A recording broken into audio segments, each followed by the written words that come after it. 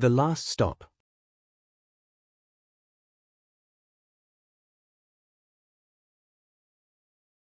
Maya Thompson, a senior, flips through a cracked leather-bound book she found in the restricted section of the library.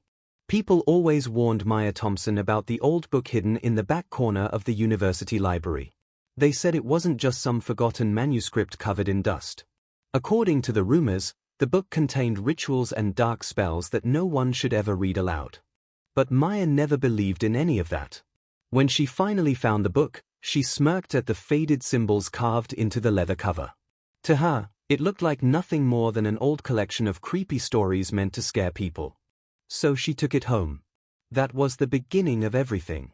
One night, while reading a passage aloud in her apartment, the lights suddenly flickered overhead. A freezing draft swept through the room even though every window was closed tight. The pages of the book trembled slightly in her hands. Maya tried to laugh it off, but strange things kept happening after that.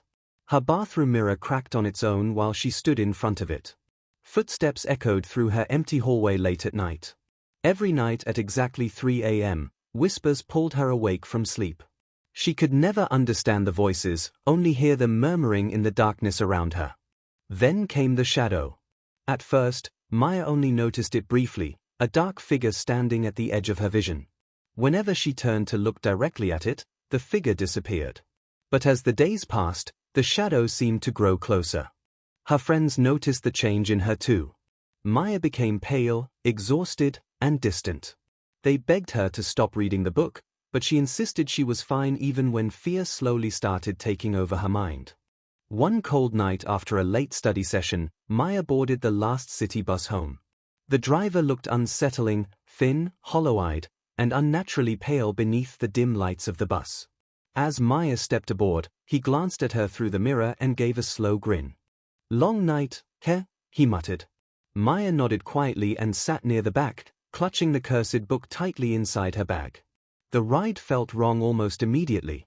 The bus was silent except for the low rumble of the engine. Outside the windows, the city streets grew emptier with every passing minute.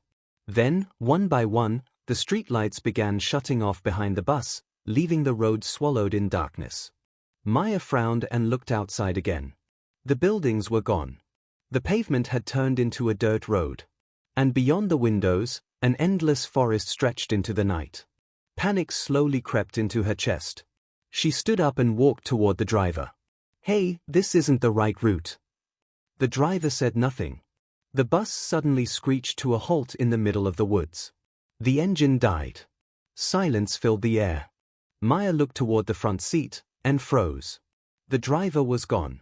Not a sound. Not a movement. The seat sat empty as if nobody had ever been there. Her breathing quickened. "Maya, calm down," she whispered to herself. She grabbed her bag and stepped off the bus. Cold air wrapped around her instantly. The forest was unnaturally quiet. No insects. No wind. Nothing. The bus doors hissed shut behind her. Maya slowly walked down the dirt path, her footsteps crunching softly against dead leaves. The deeper she moved into the woods, the heavier the silence became. Then she heard it. Whispering. The same voices that woke her every night at 3 a.m. Only now, they sounded closer. Right behind her. Maya spun around immediately. The whispers stopped. And the bus was gone. Driving away on its own. The road behind her stretched empty into the darkness. Her heart pounded violently as she backed away, staring into the endless forest surrounding her. Then, somewhere between the trees, she saw it. The shadow. Standing perfectly still. Watching her. And slowly, it smiled. This was the last time she was ever seen. And the book? No one knows where it is.